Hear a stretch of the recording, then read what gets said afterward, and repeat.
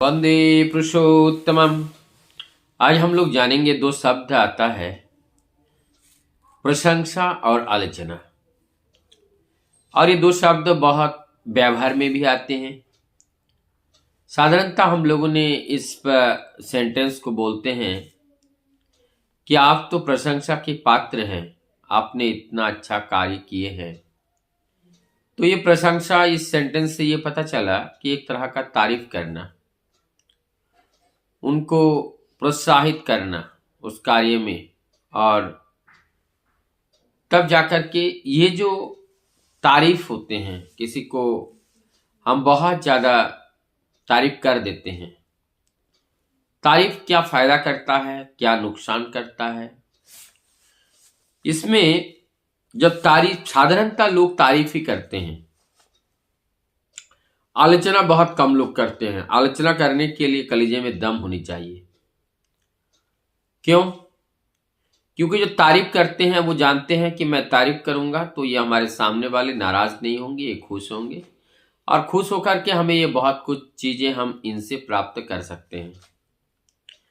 और वो तारीफ करने वाले चापलूसी की तरह भी तारीफ करते हैं। तो वास्तव में जो हमें तारीफ करते हैं, देखा जाए तो वो हमारी अंदर जो अवगुण है वो अवगुण को ढक देते हैं, और निर्मल नहीं, हम तो और गंदे बन जाते हैं। हम इस गंधे को की धुलाई की जरूरत होती है। तो ये धुलाई कैसी होगी?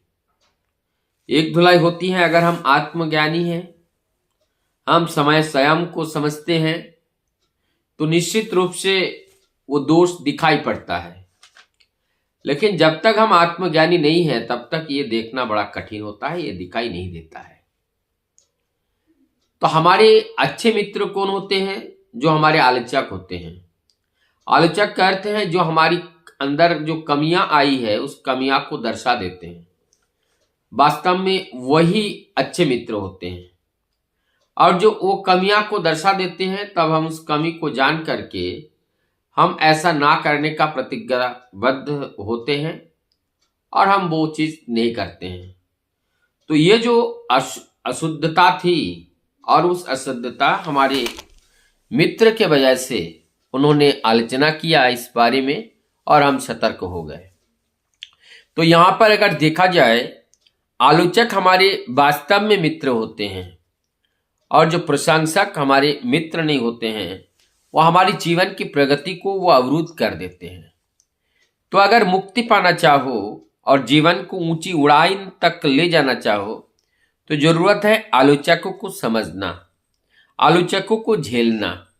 क्योंकि अगर कोई हमें खराब कहे तो हमारे अंदर इतनी पैसेंस होनी चाहिए कि हम वो खराब कह रहे हैं, सीधी सी बात समझो ना, हमारी अंदर कोई कमियां दिखाई दे रही है या उस कार्य में कोई कमियां दिखाई दे रही है, इसलिए वो कह रहे हैं, तो हम उसको सुधार कर दे, फिर वो दोबारा नहीं कहेंगे। और यदि हम उनके ऊपर गुस्सा हो जाते हैं तो हमारे अंदर की कमियां को दोबारा वो उजागर नहीं करेगा।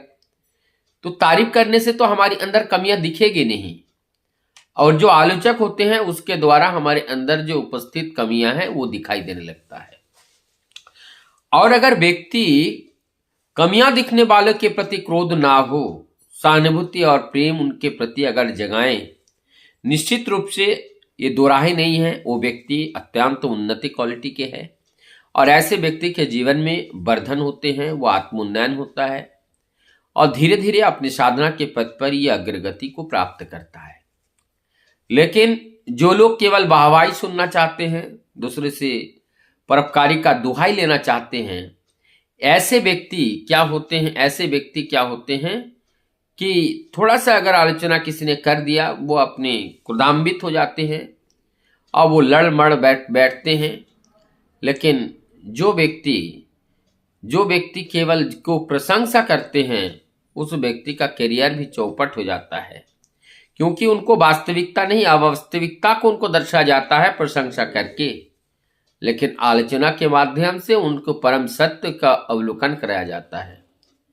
तो ये जो आलोचक होते हैं ये हमारे वास्तव में मित्र होते हैं, और जो प्रशंसक होते हैं वो हमारे घातक होते हैं। शास्त्र में यह कहा जाता है कि किसी की प्रशंसा उनके सामने सम्मुख नहीं करना चाहिए। ऐसे करने से उनकी जो प्रोग्रेस की जो क्षमता है वो कम हो जाती है।